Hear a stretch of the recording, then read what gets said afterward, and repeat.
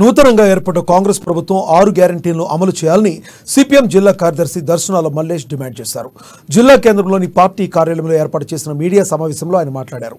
స్థానిక సుందరయ్య భవనంలో ఈ నెల 10న జరిగే జిల్లా ప్లీనం సమావేశాన్ని జయప్రదం చేయాలని కోరారు.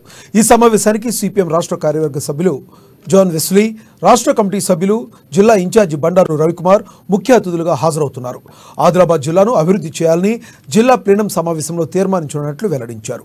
ముఖ్యంగా సిపిఐ పునఃప్రారంభించాలని, ఆదిలాబాద్ నుండి ఆర్మూర్ వరకు రైల్వే లైన్ వేయాలని, విమానాశ్రయాన్ని నిర్మించాలని, టెక్స్టైల్ పార్కు ఏర్పాటు చేసి యువతకు ఉద్యోగ అవకాశాలు కల్పించాలని పేర్కొన్నారు. మ్యాంగనీస్ ఆధారిత ఉక్కు పరిశ్రమలు ఏర్పాటు చేయాలన్నారు. సూపర్ స్పెషాలిటీ హాస్పిటల్లో స్పెషలిస్టు డాక్టర్లను నియమించి మెరుగైన వైద్య సేవలు అందించాలన్నారు.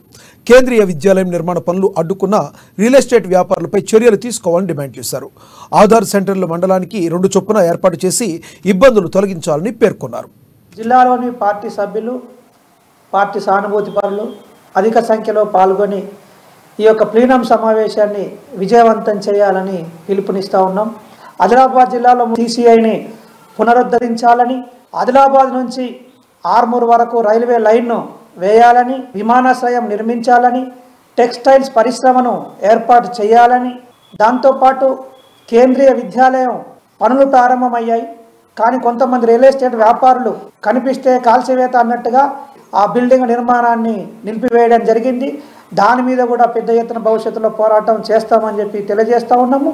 ఈ ఆధార్ సెంటర్లను పెంచాలని చెప్పి, ప్రతి మండలానికి కనీసం 2 ఆధార్ సెంటర్లు ఏర్పాటు చేయాలని చెప్పి, బ్యాంకులలో కూడా ఆధార్లను అప్డేట్ చేయడానికి అవకాశం కల్పించాలని చెప్పి సందర్భంగా డిమాండ్ చేస్తూ ప్రజలు ఎదుర్కొంటున్న ఈ సమస్యలపైన తీర్మానాలు చేసి భవిష్యత్తులో పోరాట కార్యాచరణను రూపొందించడం కోసం రేపు జరగబోయే ప్లీనం వేదిక కానున్నది.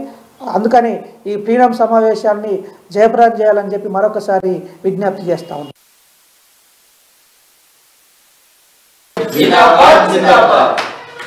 జిల్లా సమగ్ర అభివృద్ధి పైన చర్య